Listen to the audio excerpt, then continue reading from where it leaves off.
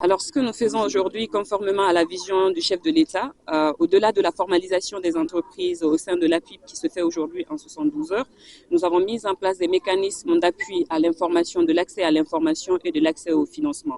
De façon plus concrète, nous avons aujourd'hui des mécanismes de renforcement de capacité au sein de 3 AE, d'appui aux entreprises à travers la formation, l'accès au crédit et les possibilités de remboursement. Au sein du FODIP, le Fonds de développement industriel et des PME, nous avons eu à travers l'appui de la Banque nationale d'investissement et de l'Ecobank, une ligne de financement à hauteur de 220 milliards de francs guinéens afin d'appuyer les entreprises guinéennes en général et particulièrement les entreprises détenues par les filles et par les femmes. Nous avons également, à travers l'appui des partenaires techniques et financiers, mis en place un projet qui est appelé projet potentiel, qui est d'ailleurs une initiative copilotée par le ministère de la promotion féminine et le ministère du commerce et qui ne concerne que les femmes en milieu rural pour appuyer leur activité génératrice de revenus. Au sein du FODIP également, nous avons eu à financer des groupements d'intérêt économique portés par des femmes à travers le fonds FAGE. Aujourd'hui, ce sont des mécanismes que nous mettons en place et que nous suivons. Le gouvernement, à travers le leadership aussi du chef de l'État, a pu mettre en place un fonds de garantie de prêts aux entreprises. Nous en parlions tout à l'heure lors des panels. Les dames réclamaient qu'il y ait eu plus de facilité pour les financements, d'accès au financement, et cela ne peut pas se faire sans des fonds de garantie. Raison pour laquelle notre département a également ce mécanisme-là aujourd'hui pour appuyer justement le secteur entrepreneurial, mais surtout en mettant un accent particulier sur les entreprises gérées et dirigées par des femmes. La tendance aujourd'hui se renverse. Nous avons plus de femmes qui ont accès aux postes de responsabilité dans mon ministère. Ceci peut se vérifier.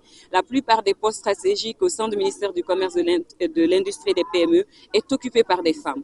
Mais nous ne nous arrêtons pas là parce que dans le cadre des activités génératrices des revenus pour le développement socio-économique des filles et femmes, il faut de la formalisation. Les femmes évoluent aujourd'hui beaucoup dans l'informel et c'est sur quoi nous nous battons. L'année dernière, nous avons fait des campagnes de sensibilisation dans les grands marchés et nous avons touché directement les femmes commerçantes, étalagistes qui sont dans l'informel et les donner les atouts pour quoi aller vers la formalisation. Je pense qu'aujourd'hui, à travers l'accès à l'information, le renforcement des capacités de ces femmes, l'accès pour des crédits pourrait être désormais assez équitable. Mais nous ne nous arrêtons pas là parce qu'il faut le suivi dans le cadre de cet accès au financement, raison pour laquelle nous les formons également dans le cadre de systèmes de remboursement afin de les édicter aujourd'hui vers quelle banque se tourner.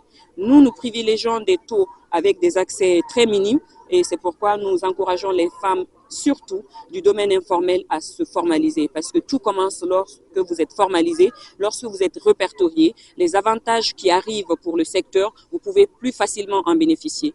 Et c'est cet appel-là que je lance aux femmes commerçantes, que ce soit de Matoto, de Madina, de Avaria et partout à travers notre pays, de faire confiance au gouvernement à travers la formalisation, de faire confiance à nos systèmes et les mécanismes mis en place aujourd'hui au sein de notre ministère en termes d'appui et d'accompagnement des entreprises détenues en priorité par les femmes.